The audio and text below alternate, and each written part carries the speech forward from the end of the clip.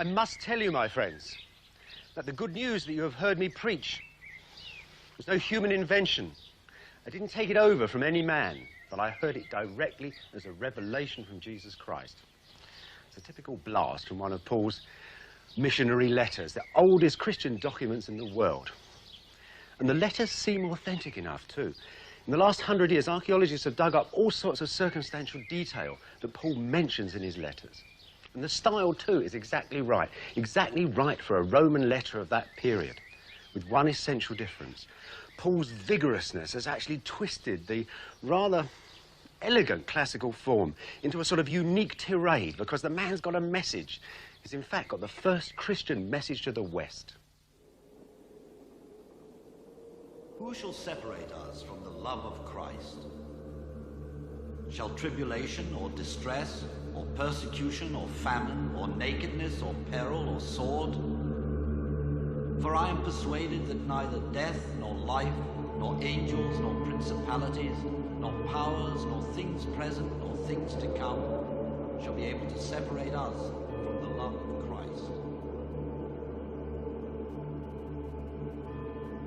Paul and the apostles took their message to almost every town of the Roman Empire, and certainly to here, the suburb of Herculaneum in the shadow of Vesuvius. Though I speak with the tongues of men and of angels and have not love, I am become as a sounding brass or a tinkling cymbal.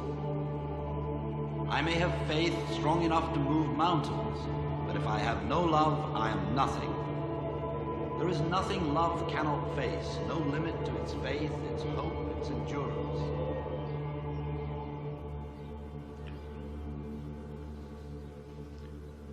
Wow. This hardly looks like a tired and hungry world searching for a new faith. As the Christian explanation of how their religion managed to conquer the Roman Empire so often goes. And this is a house from St. Paul's time. Urban Italy, house of a small merchant. It's got enough money to get in Greek mosaic artists, nice fresco painters. This is a little courtyard. You couldn't afford much room in a town, but you could fill it full of goodies, and that's what the guy has done.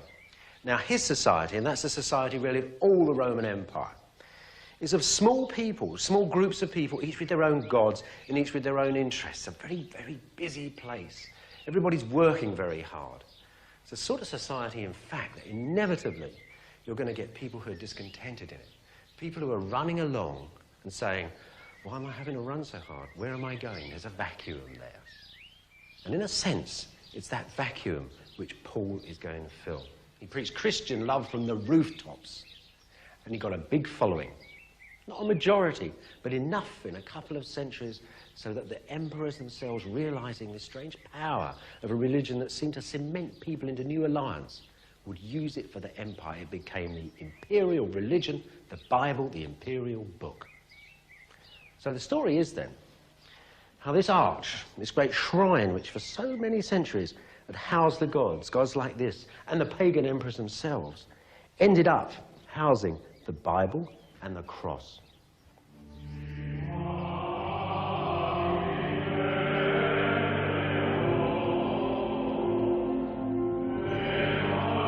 Sunday morning, in one of the oldest churches in Rome, the Bible is carried to the high altar.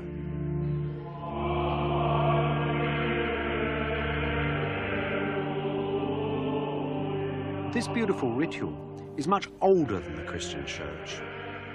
Almost everything here, the great arch above the altar, the incense, the chanting, all have their origins in the court of the pagan Roman emperors.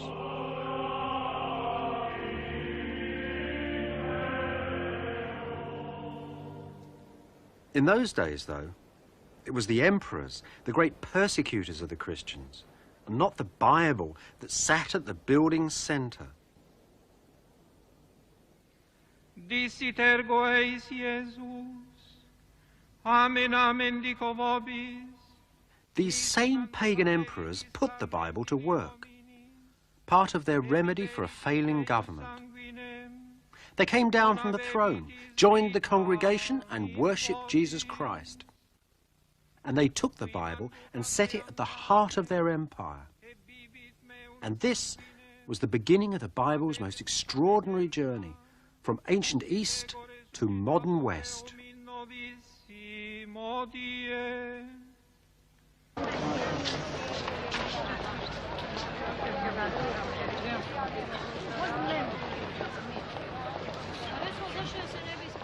The Bible's journey started around 300 AD, when the pagan emperor Diocletian, that most terrible of all the Christian persecutors, had ruled for about 20 years and was living here at Split in a huge palace on the Yugoslav coast.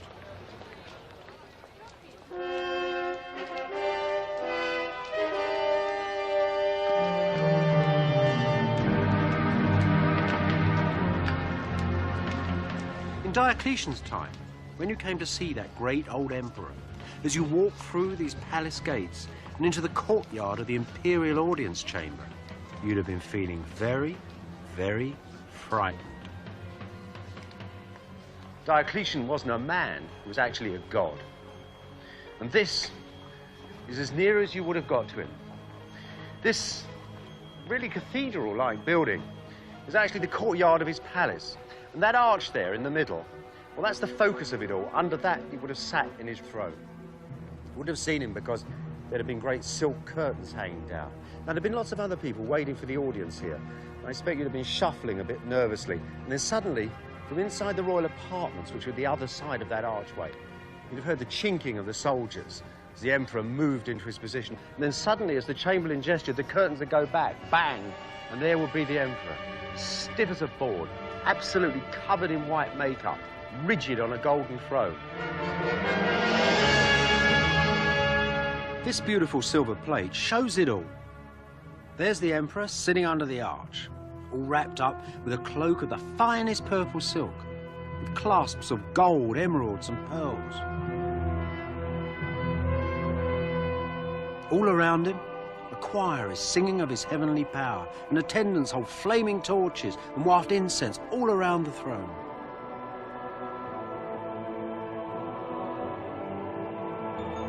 All this ceremony the Roman Church would take for itself.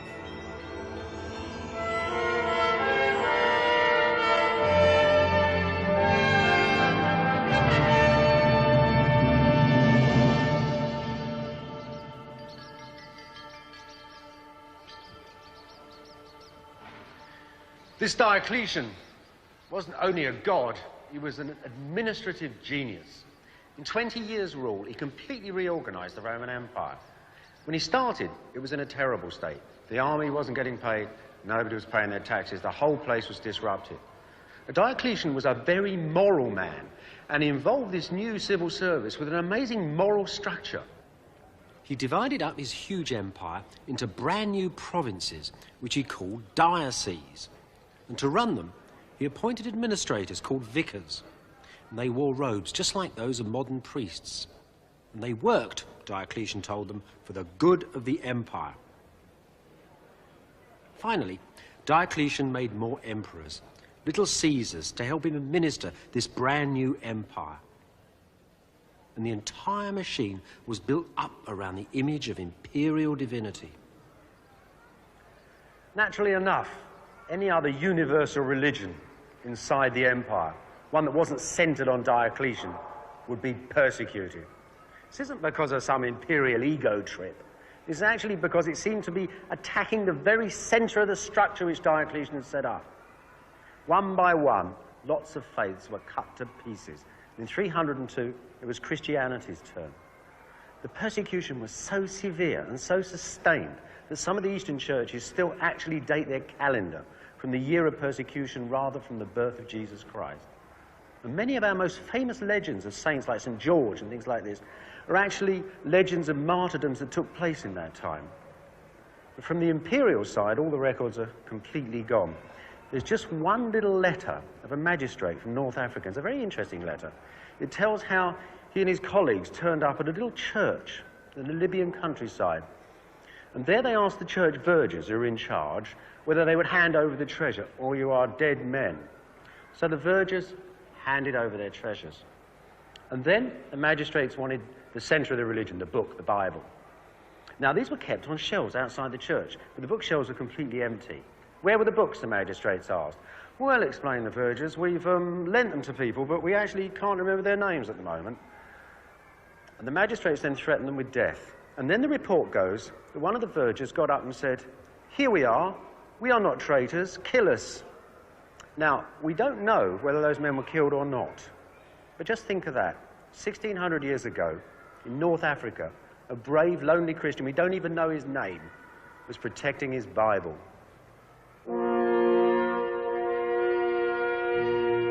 But even gods got tired, it seemed. The work of running the huge empire exhausted Diocletian. That's why, in his old age, he built his palace at Split, a trout stream that he'd fished in when he'd been a boy. And after he moved in, he took up gardening. These great aqueducts spanning across the landscape, the great road network that still runs around here, that was all part of a sort of nervous system that fed the old man's palace and his nursery gardens for his food. So he lived in this great palace by the sea then. The old man seemed to see his empire fall apart. All those little Caesars he created suddenly started little wars all over the empire. One of his old generals wrote to him, suggesting that the great god Diocletian himself should take the field again. Do you know what the old man said? He wrote an extraordinary letter. He said to his colleague, "If you could come to Split and see these splendid cabbages here that I've grown with my own hands, you'd never ask such a thing." It's a very strange thing for a god to say, isn't it? It's as if the old man had succumbed to that sort of loathing that was generally present in that age, a loathing for authority, a sort of desire to retreat from the world. If you were a Christian middle-class person, you might become a hermit and go to the desert. If you were Diocletian, you build a palace by the sea and live in it all alone.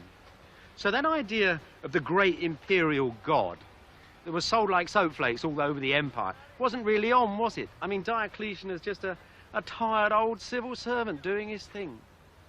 So at the end, that wonderful structure he'd made, that wonderful imperial machine, really had no centre that people could believe in. It took one of his successors, Constantine, to actually find some glue to stick all that together, to sort of put the spirit in the machine. And he did it in an extraordinary way. He did a deal with Christianity.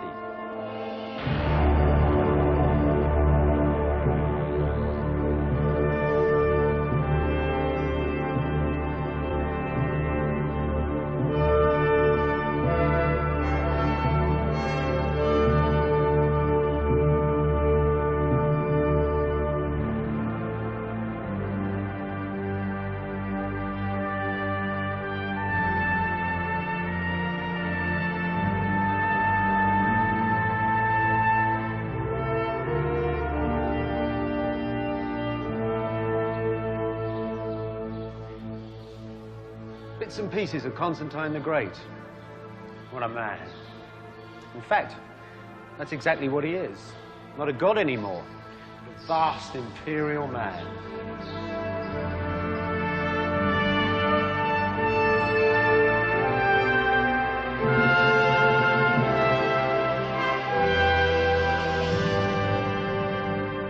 When the emperors had been gods, they'd been quite content to have their portraits made life-size, and in them they appear as relaxed as other men.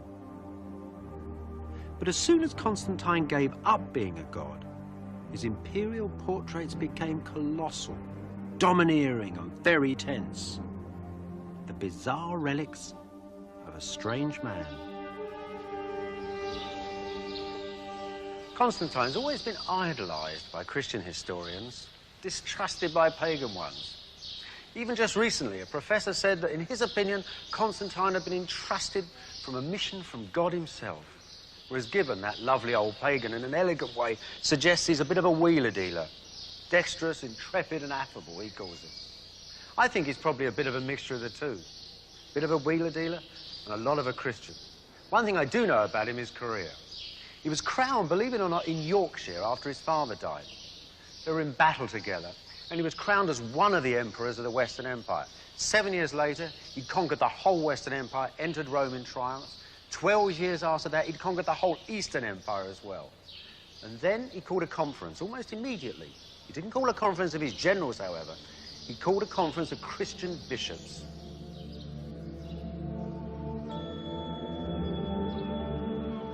Bishops came from all over the Roman Empire, rich and poor alike, travelling by river, land and sea, to gather at a city that today is close to modern Istanbul.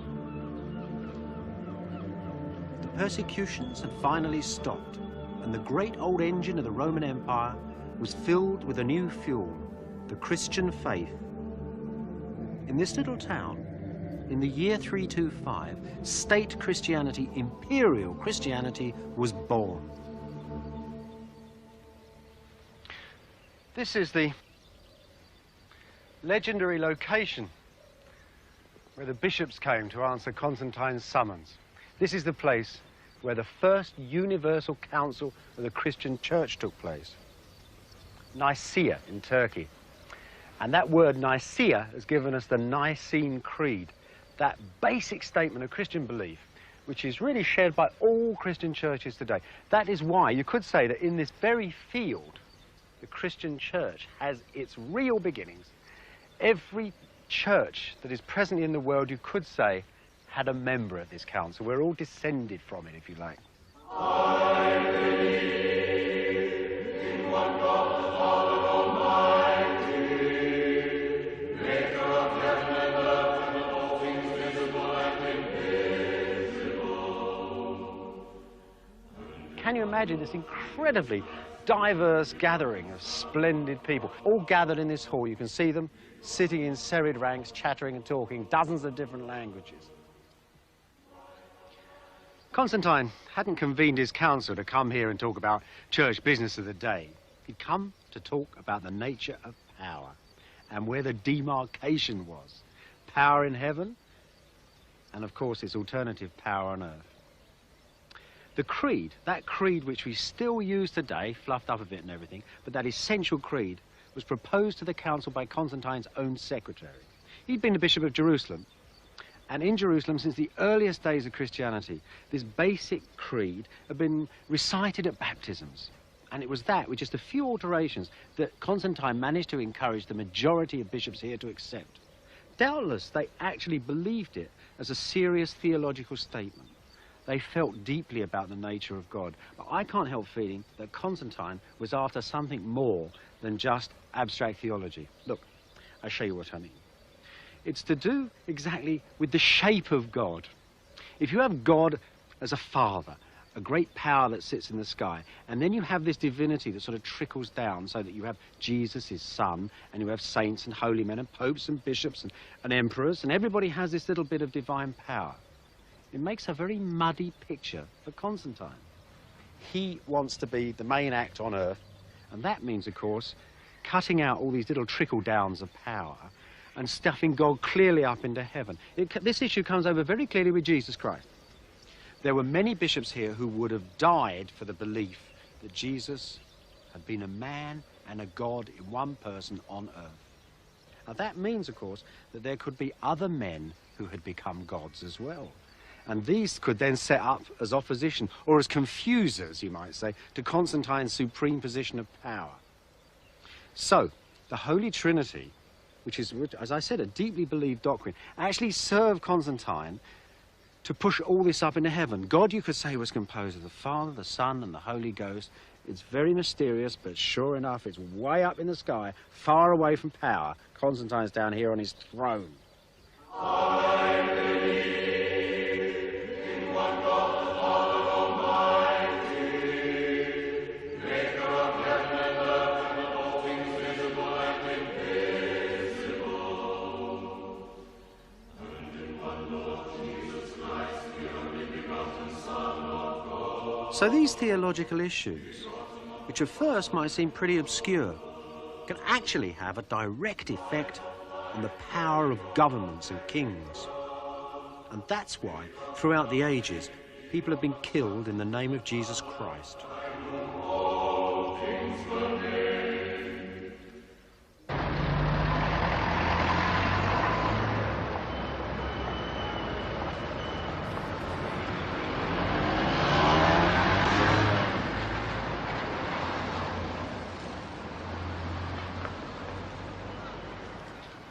So what did all this imperial politicking do for the books of the Bible? In short, It made them the guidebooks of the Western world. Nowadays, Bibles made in the time of Constantine are perhaps the world's most precious books. And one of them, the Codex Sinaiticus, taken from a desert monastery in Egypt and held now in the library of the British Museum, is the most famous single book in all the world.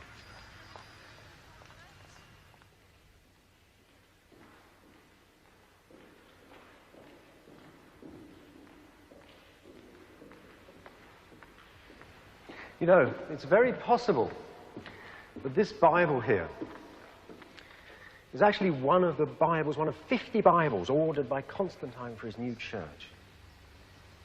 He asked for 50 Bibles, easy to read and portable. And these look like royal Bibles, don't they? This beautiful, calm, clear Greek. Practically the oldest complete Bible in the world today. It was written by 3 scribes at dictation. Each of them took a third of the book.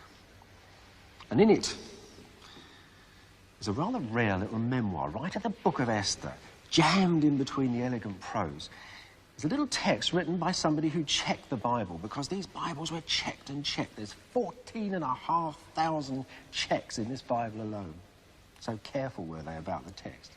Anyway, this man, writing at the end of the Book of Esther, says that he checked this Bible against another Bible, against a yet older Bible. And we know this man's name because he's written it. It's called Pamphilus. And Pamphilus was a martyr in the time of Diocletian. And he shared a prison cell with Constantine's secretary, the same man who 20 years later made the first draft of the Council of Nicaea and probably saw to the making of these Bibles as well. So think of that. Think how the Bible has triumphed, how it's come through. And that care is astonishing. There is no other ancient book in the world which is so perfectly preserved. The text in this Bible is exactly the same as the text in earlier Bible fragments 2 centuries before. And there it is, this strange book, burnt and persecuted by Diocletian, is now right at the heart of the empire.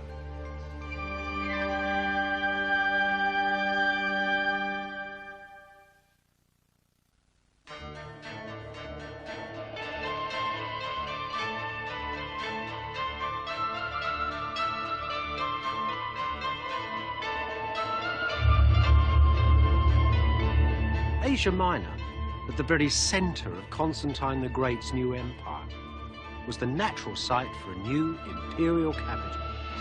A new Rome, set halfway between East and West, between the Danube and the Euphrates, where Europe meets Asia, and where modern Istanbul now stands. It would be the first Christian capital of the Roman Empire. With his usual modesty, Constantine called it Constantinople.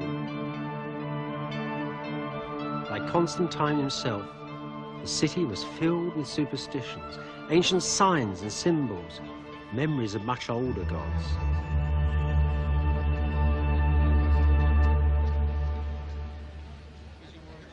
This beautiful stone actually stands in the centre of what used to be Constantine's Imperial Racing Stadium.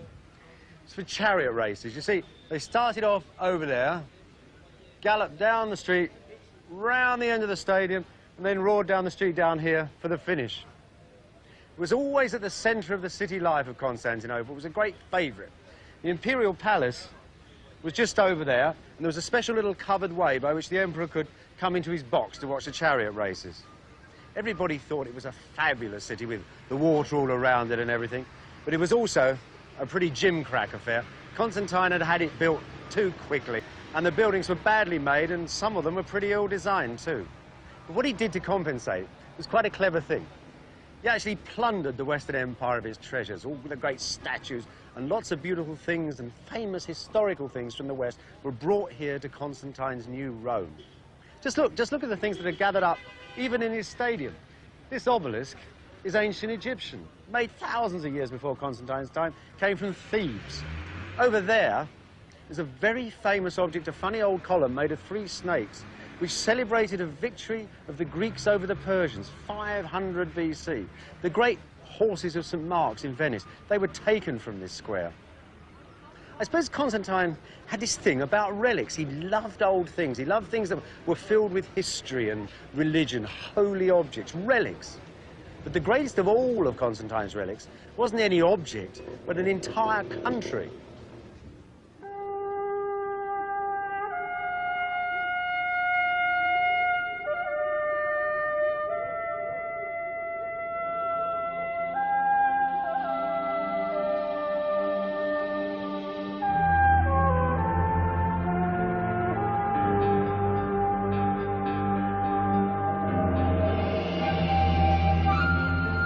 The Bible told that Jesus had lived in Palestine. Constantine now turned his attentions to this poor province of his empire. In a few years, the literary landscapes of the Bible were marked out upon the earth. Constantine made Palestine into a holy land, the birthplace of his new imperial religion. The Nicene Creed had said that Jesus was born of the Holy Spirit and the Virgin Mary. Constantine now built a church of the Nativity at Bethlehem, an ancient sacred spot selected by Constantine's bishops, controlled by his imperial church, and sacred still today.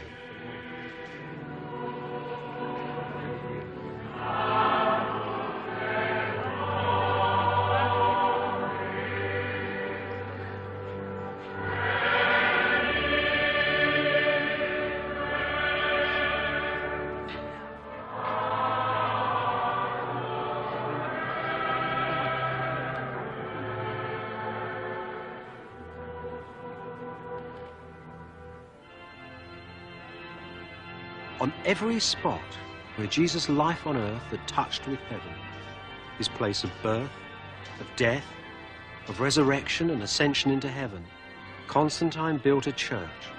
And these today are Christendom's most sacred shrines.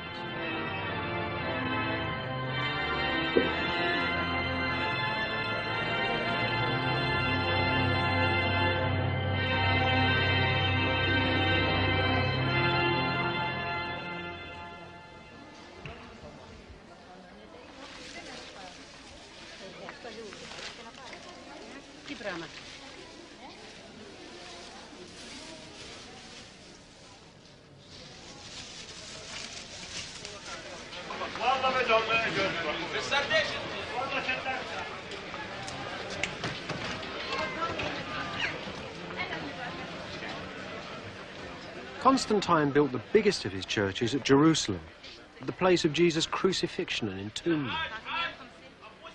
Most of it's gone now. Its ruins are filled with monasteries and an Arab bazaar.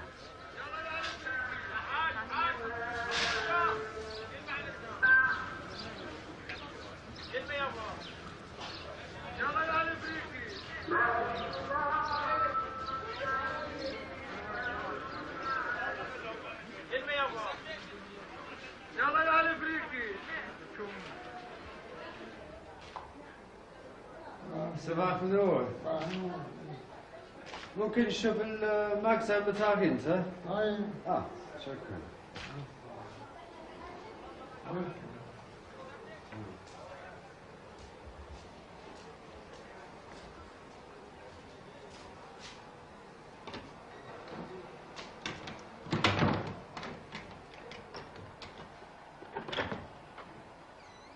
طيب شكرا.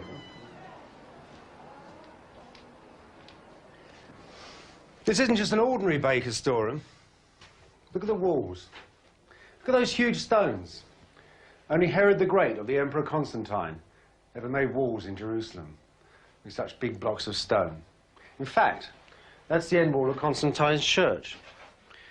Even in his day, there were little shops along here. You could walk down through the street, through the market, look into the church, into its great glittering nave. Isn't that extraordinary?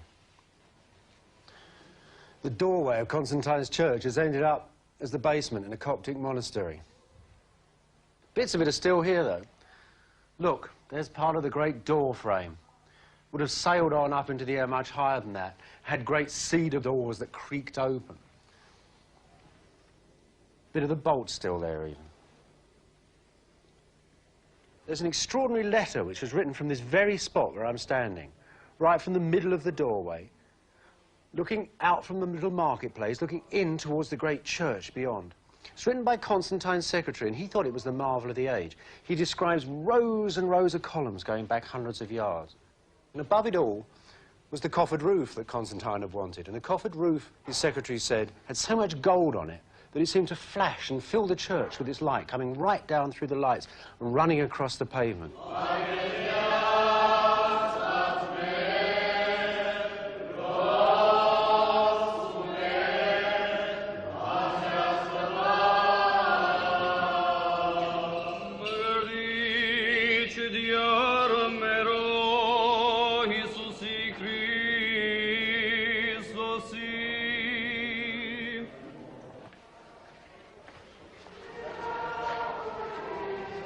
Today, the Church of the Holy Sepulchre stands on the site of Constantine's great church. It's changed a lot, but underneath you can still see the arrangements that Constantine made for the holy sites. Up there is Calvary. Can't see the rock anymore. It's all covered up in balustrades and beautiful mosaics. Constantine's day, it had a great golden cross on it, bejeweled, symbol of the new faith, the resurrected Lord. I'm standing approximately on the side of the road which once ran round the walls of Jerusalem. And over there is the site of Christ's tomb.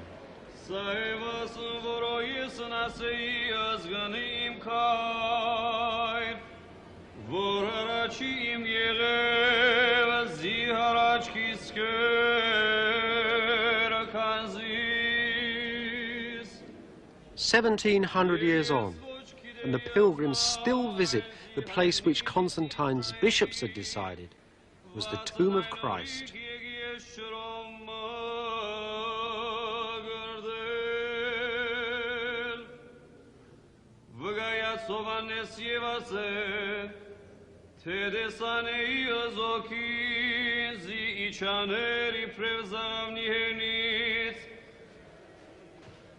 You may well wonder whether that strange old monument really is on the site of the real tomb of Jesus Christ.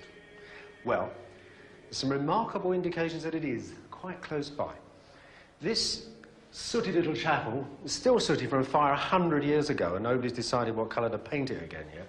But this sooty little chapel is immediately behind the tomb. The tomb stands in the main building over there.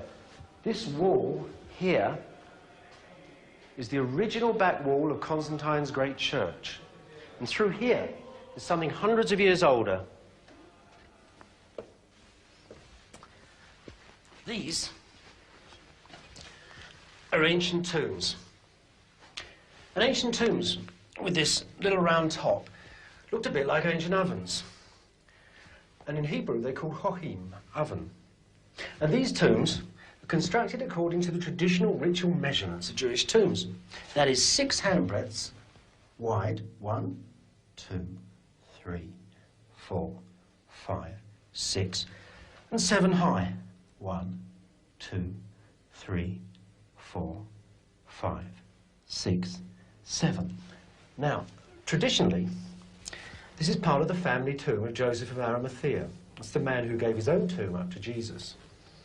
What they are for certain is part of a Jewish cemetery from around the time of Jesus.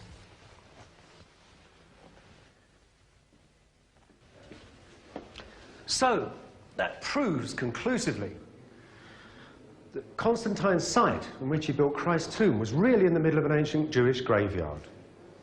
Not only that, the fact there's an ancient Jewish graveyard here shows that something that's now in the middle of Jerusalem was in those days outside the walls. And that shows that Calvary is in a probable site for the real event itself too.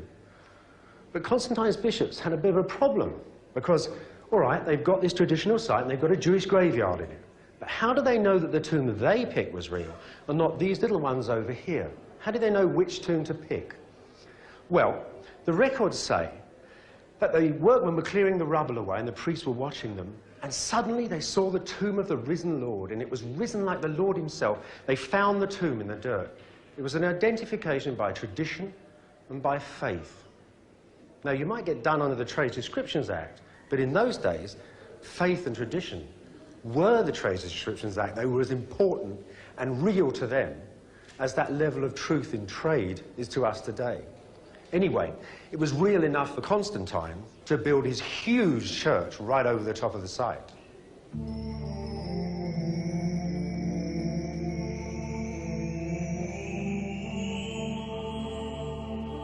Christ's tomb became the centre of Jerusalem, and Jerusalem for 1,000 years the centre of the Christian world, the place where the point of God's compasses had touched the earth and scribed out the circles of the universe. And Constantine? It's said that he was baptized finally on his deathbed. His ministers had been so scared of him that no one would touch his corpse for months. The man had still ruled as he had rotted on his throne.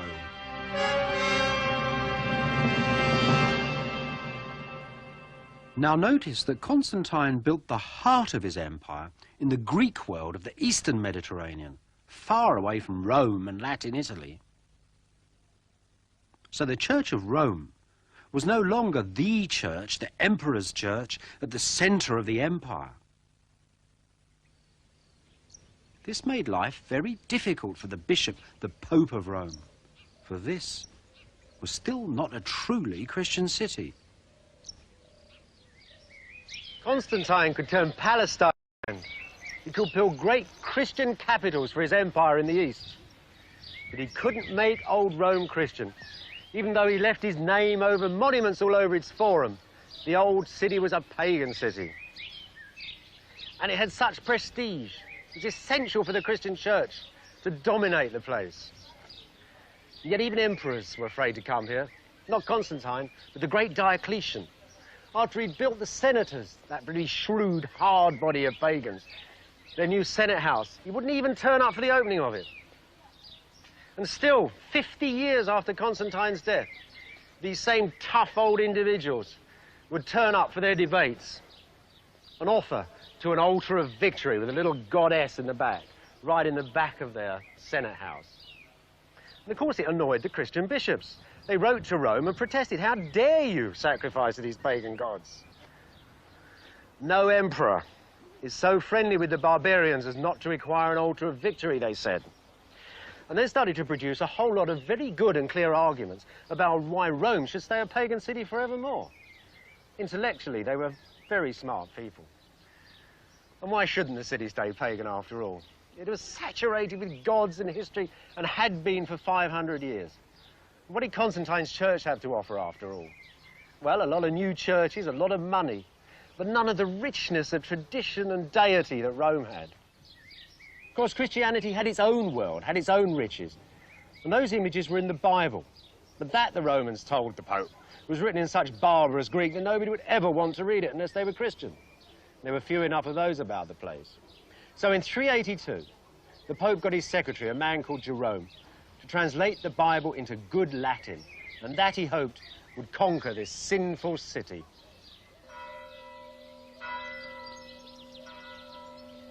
Jerome was born in 342 in Aquileia on the Italian Adriatic, just up the coast from Diocletian's palace.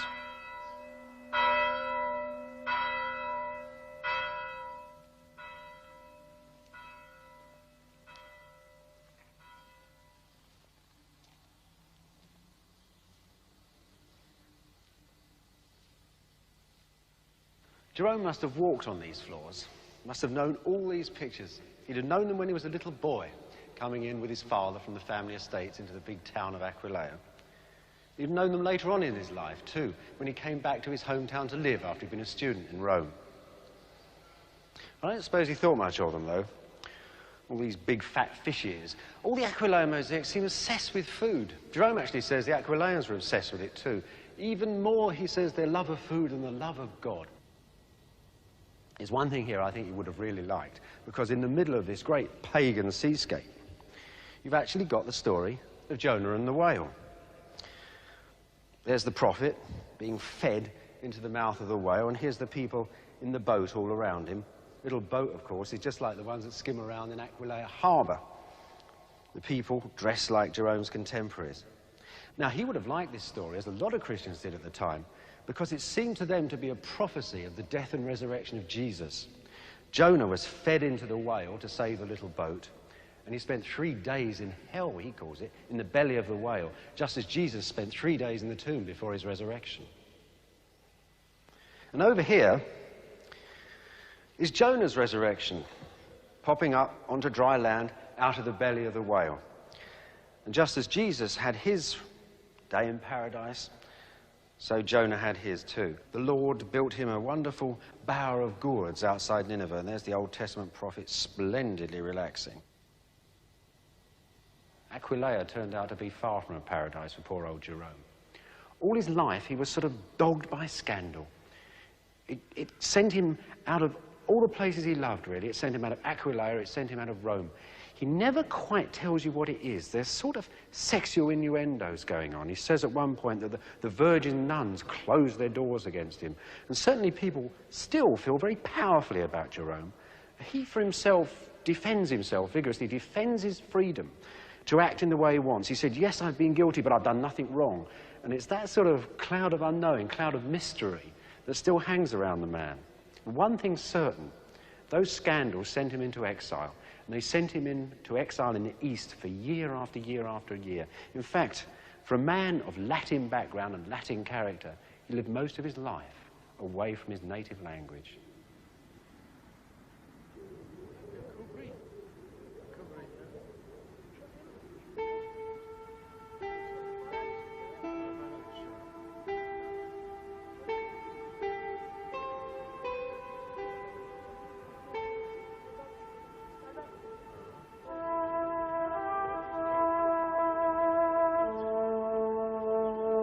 Jerome spent much of his time traveling. He went to the Holy Land and lived in Bethlehem. He went to Egypt and studied with the most eminent of theologians. He went to Constantinople to attend a general council of the church. He almost died of fever once in Syria. And as he traveled, he was learning languages. Greek, perfect Greek, and Hebrew from a Palestinian Jew, and Aramaic, the very language of Jesus from the Syrian monks. For many years, he lived as a hermit in a desert cave.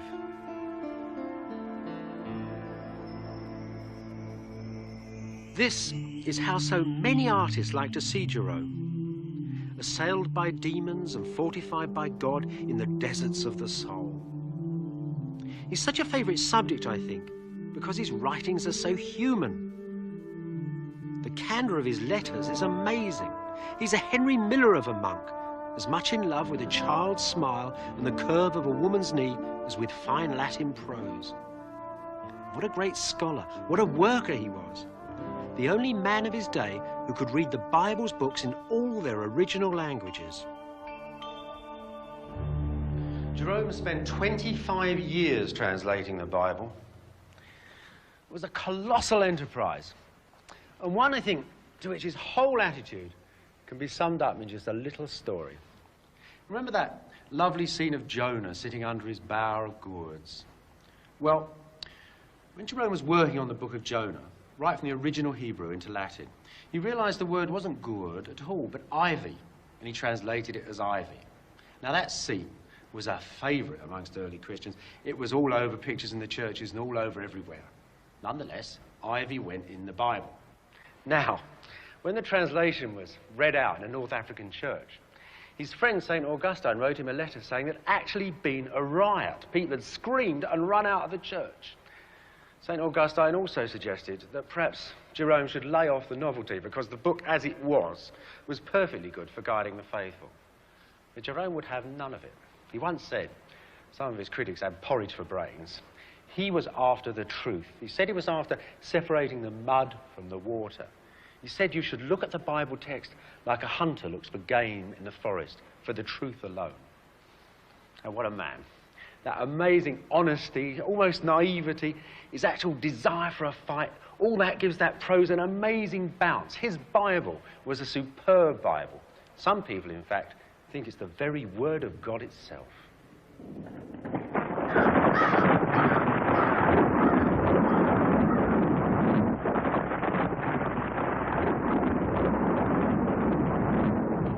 In 395, the great empire of Constantine, which had long been under attack from northern Gothic tribes, was divided in two, east and west.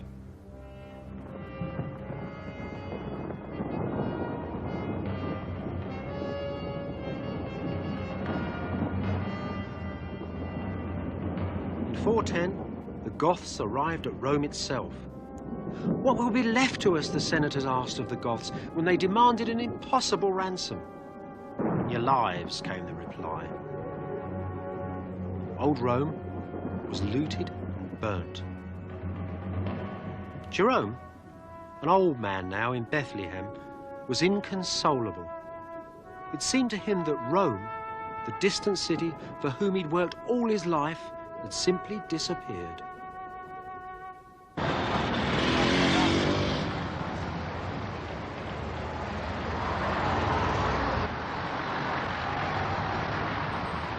When Rome had been plundered and half destroyed by the northern tribes, he said the world, the universe, had been quenched in a single city.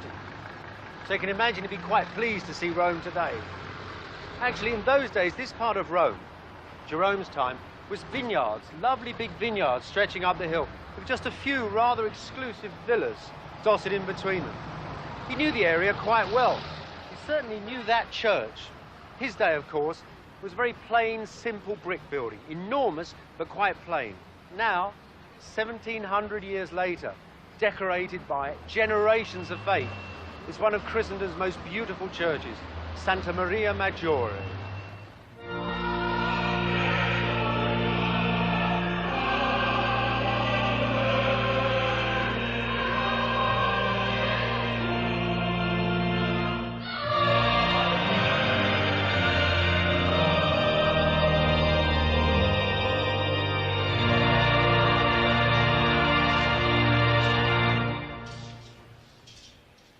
They say that the high altar of Santa Maria Maggiore contains the bones of 40 saints, including Saint Jerome. His Bible, called the Vulgate Bible, is now the Latin Bible of the Roman Church. In illo tempore disit Iesu turbis Iudeorum, ego sum panis vivo qui de cielo descendi. Si quis manduca verites o pane vivet in aeternum, e panis quem ego dabo caro mea est pro mundi vita.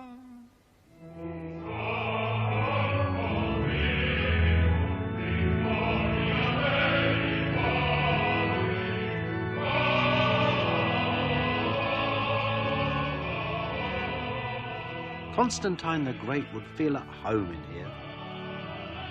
The priests are still dressed like his courtiers. The church is like the throne room of his palace.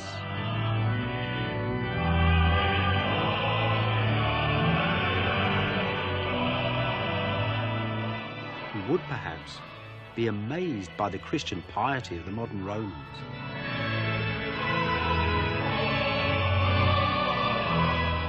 And the prestige of their church too.